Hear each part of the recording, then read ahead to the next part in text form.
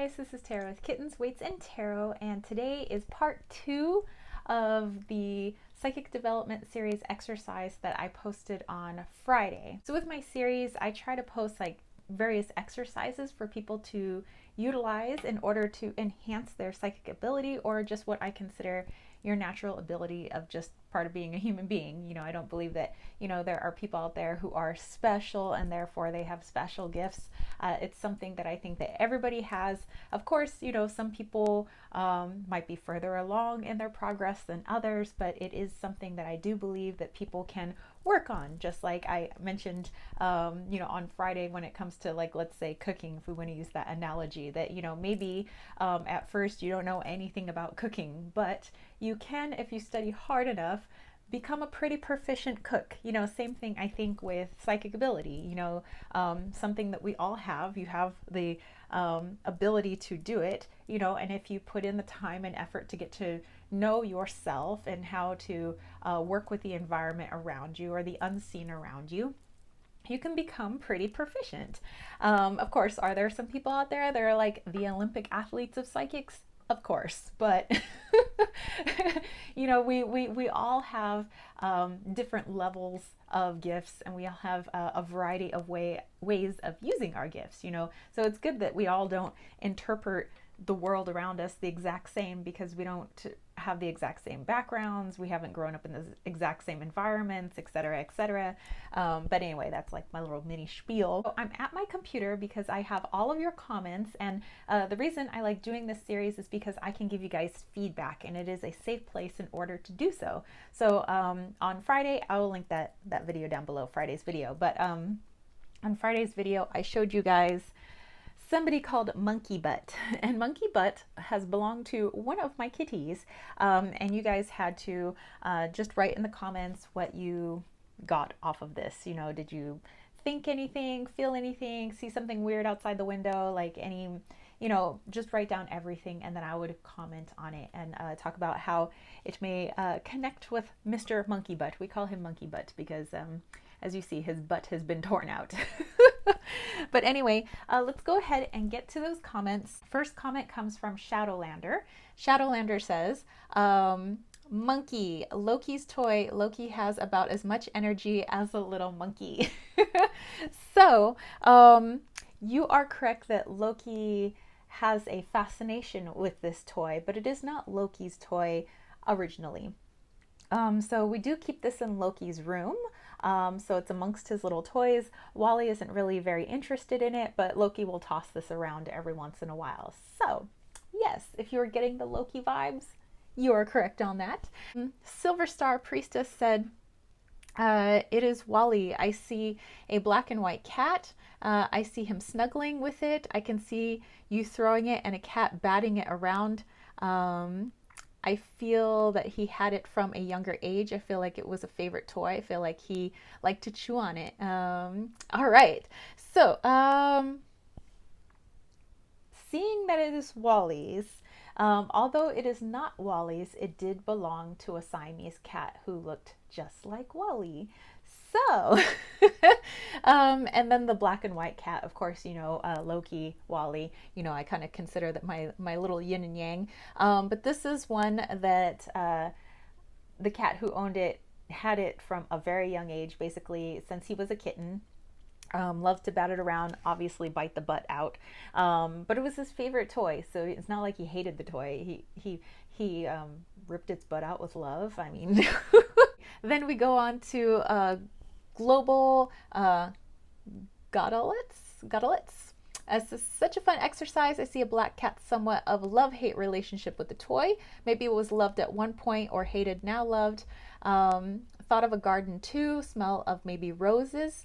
Also, it was not meant for the cat who plays or played with it. Was it a gift? So again, you guys are, that's why I love doing this series. You guys are doing great.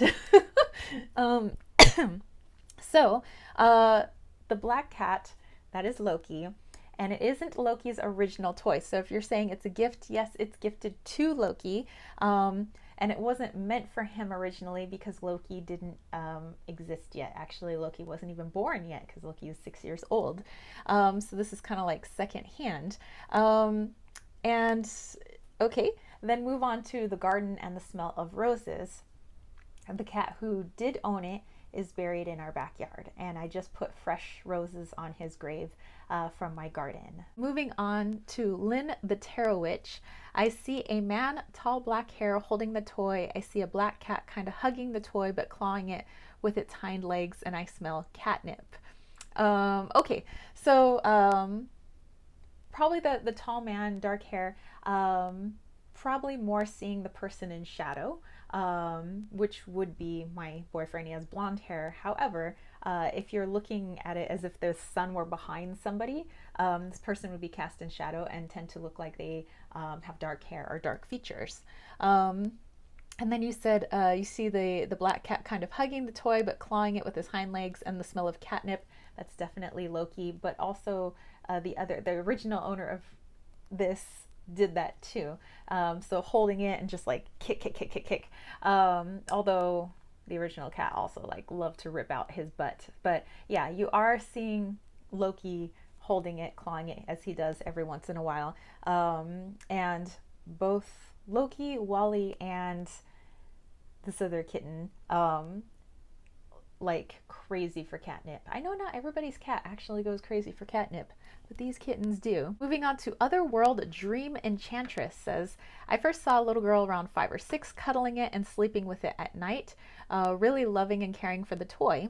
Then I saw a medium-sized dog playing with it on wooden floors, standing there with the toy in her mouth, pulling on it. Can't say for certain if the look of the dog, I think it had curly hair, but it could be a medium, straight, dark hair. Okay, so Otherworld. So about this, okay, so you say you see a little girl about 5 or 6 cuddling with it. Okay, because this is so deeply connected to this other cat that is not Wally or Loki, I ended up writing a children's story about that cat. And this was in the story, and the little girl in the story was me. I wrote myself to be a little girl in the story about 5 or 6 years old. So that's very interesting. And then you said you saw this black dog, curly hair possibly. That was actually the dog that was next door. His name was Toto. And Toto was a black dog, little Scotty dog. And they did have wooden floors over there, but the dog never had this. However, the cat that did own it had a connection with that dog. So actually, his favorite game was to get the dog to bark, bark, bark, and then put his nose through the hole in the fence that divides our properties, just so he could smack the dog in the nose. It was their favorite game. Heffa said, I saw a large old white cat, very serious looking cat, and a bit scraggly the way old cats get. Okay, so that's also very interesting because although the cat that you're talking about was not the owner of this, that cat belonged to my boyfriend's, him and his mother and father. And that cat's name was Casper. Casper was a white cat. Kind of got like fur everywhere. I never met this cat because this is like back when my boyfriend was really young. But they loved Casper, and it's interesting that like this one toy, for some reason, like all the kitty cats that seem to have been in my boyfriend's life seem to be attached to this. So I just wanted to make that connection too. Moving on to Kayla Pena. Says, so I know you mentioned something about this toy in another video, but honestly I don't remember which furry boy it belongs or belonged to, but I am picking up a smell, not sure what kind of smell, just the essence of a smell, if that makes sense. And I feel like this happened pretty immediately after they received it, and I feel like maybe this is now an honorary toy, so to speak, but it isn't used much to play anymore. I felt very wavy, but I think that had to do with the music in the background, which I love, not the toy. Okay, so probably picking up, I don't know, maybe it was that rose scent that the other person had commented on, roses, which are on his grave. And then you said that this is an honorary toy. It is. we would never, I mean, I know as torn up and as beat up as this is, like, because it has such a memory to the connection of our old cat, we would never, ever, ever get rid of this, even though it doesn't get played with much anymore. Yes, Loki might toss it around or kick it, once in a blue moon, but it's definitely not Loki's favorite toy. But yeah, we would never get rid of monkey butt. And then the wavy feeling, yeah, maybe it was the music, but also I tend to get that feeling, I don't know, I guess you could call it wavy, when I'm really doing some channeling. So that could be it too. So, Atypical Tarot, what up? He says, it made me laugh. It feels like it belonged to someone really playful and energetic. As torn up as it is, I feel like they were very protective of it. You are very right. So our old cat was very protective of this, even though he loved to rip its butthole out and pull out all of its beans and all of its stuffing. But he was still very protective of this, and he definitely was very energetic and playful. Up until the end, he was a kitten his whole life, So definitely right on that. And Wiccan 222 says, "Is it Wally's toy? Does he like to pick at its butt, hence the name, and pull stuffing out, which tickles his nose? Then he gets annoyed with it and bats it around." So again, not Wally's, but the cat who it did belong to looks just like Wally, a little darker, but just like Wally. They're both Siamese. And he like literally took his mouth and like ripped this thing, and then would get angry as stuff would like fly all over the place. So he'd like tear it apart some more, but all in good fun. He was never really like actually angry with this. To Laura S. I noticed more the blanket, the rainbows on the blanket, and one of the cats on it, the one that smiles. Well loved, take out aggression, joy, loved hunting, rainbow equals good luck, smiling cat, happy toy. Before I viewed this video, my wireless mouse, I forgot to turn off. It started to blink at me. That usually means it's trying to locate and find its signal. Is this a locator toy? Okay, so a lot there. So the rainbow blanket and everything, that's Wally's blanket. But by really looking at the rainbows, your rainbow's good luck. The cat that this did belong to has crossed the rainbow bridge. And then you said a smiling cat, happy cat. After the passing of this cat, I started having dreams about him where he was like really plump and he was really happy and he was playing and he was trying to show me that everything is fine now. I'm like super happy. I'm well fed. Like, look how fat I am, and that I'm just lots of like smiling as much as a cat can smile, So I definitely get that would be the energy kind of coming through. And then you said it being kind of like a locator toy. It kind of is. So it's like, we instantly connect with his energy just by having this. So it's like a locator of his energy. And I think that, if it's trying to find its owner, its original owner, that guy's in the backyard. So that makes sense. Okay, Emily, JCF Diamond said, I saw the curb of a street or sidewalk, I think it's called in the US, and the toy falling off the edge of the curb into the road. A big, dark, shaggy dog, specifically the jaw and sharp teeth. I also had the image of a picnic blanket and teddy bear's picnic that went to it once. Okay, so a lot to mention there. So you talked about like the like monkey butt falling into the road off of a sidewalk. It's kind of like more of a metaphor, so and by the way, whenever you're doing like interpretation or any sort of psychic work, the person who is receiving the message has to do some like sleuthing of their own, so just like FYI. So I had to do some sleuthing, of course. So in my mind, the metaphor for that is kind of like loss, like it's falling away. And of course the owner of this has fallen away, he's gone, physically, not energetically. We know that he's still in this house, which is nice. The big dark dog, we'll see, there was not really a shaggy dog, but like I mentioned, Toto was on, actually Toto would be on this side, over here. And actually, do you know Toto's owner's name? Dorothy. So it was Charlie and Dorothy. That was their dog, kind of an older couple. But then on that side over there, there was another couple, and they had these two big Dobermans, who the original owner of this was not afraid of. He was not an outdoors cat. However, when he became sick, we started letting him go out in our backyard. He wasn't really going to run around or anything. He just wanted to kind of be in the sun, and we were trying to like lift his spirits. So he would go up to the fence where those dogs were, and they'd be like, "Arr!" These ginormous Dobermans, just trying to tear the fence down.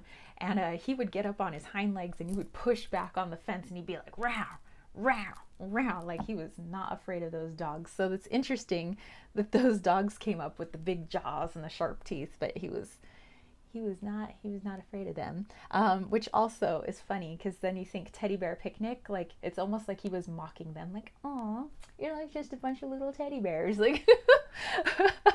So that's kind of what I got from that.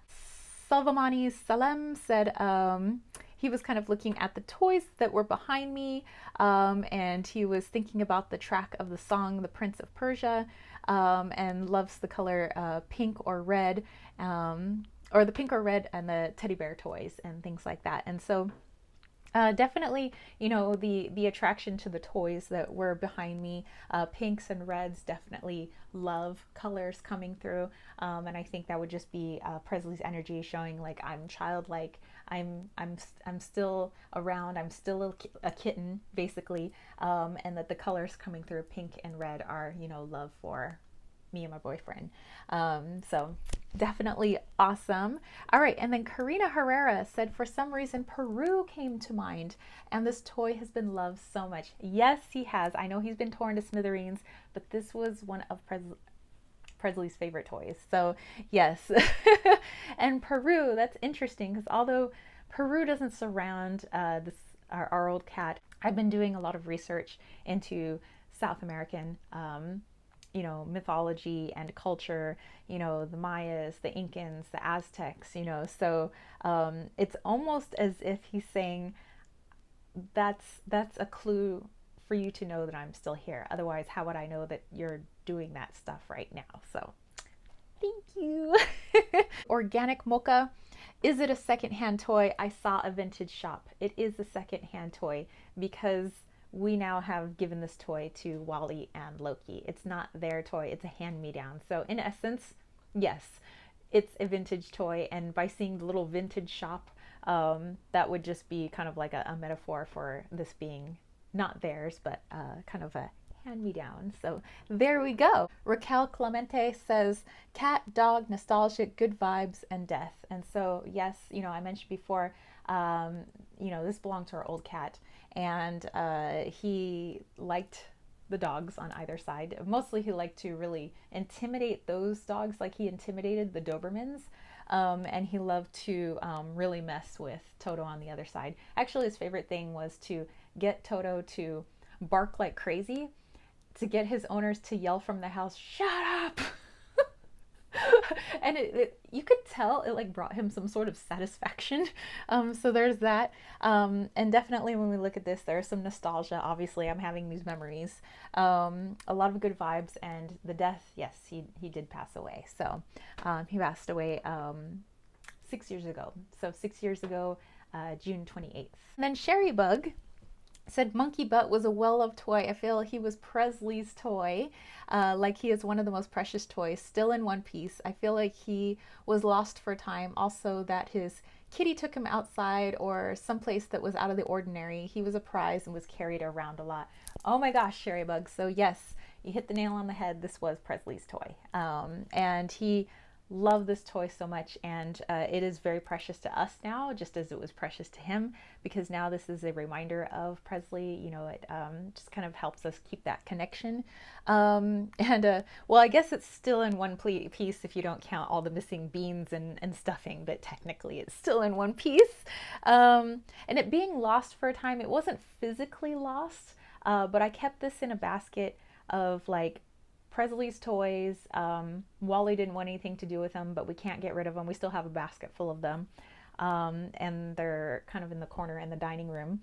And And it's like, you know, his stuff was there. But then when we got Loki, you know, when Loki showed up, Loki, as soon as he came into the house, he ran straight for that basket as if he knew where his toys were, even though, you know, Loki had never been in our house before. Ran straight there. First thing he pulls out, monkey butt. So it was like finding it again, you know, and it was almost like we kind of thought that Presley was at the wheel steering Loki when Loki first came to our house. So that's very interesting.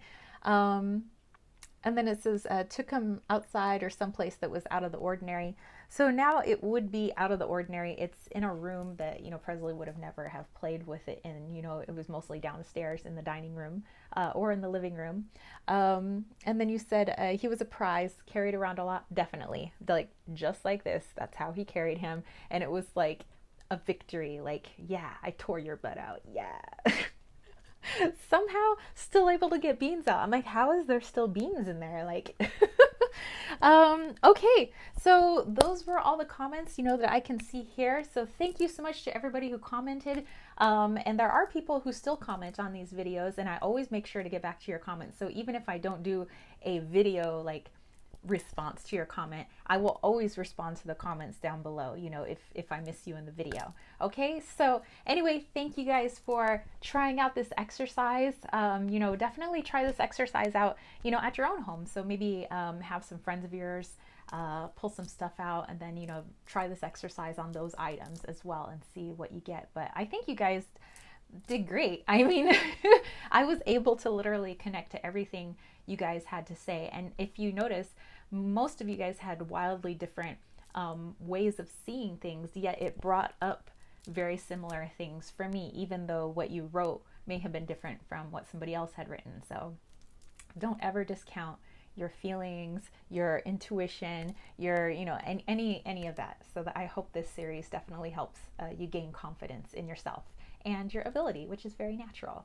All right, so that's it from me, spiritual homies. I hope you dug this. If you did, don't forget to give it a thumbs up or a monkey butt up.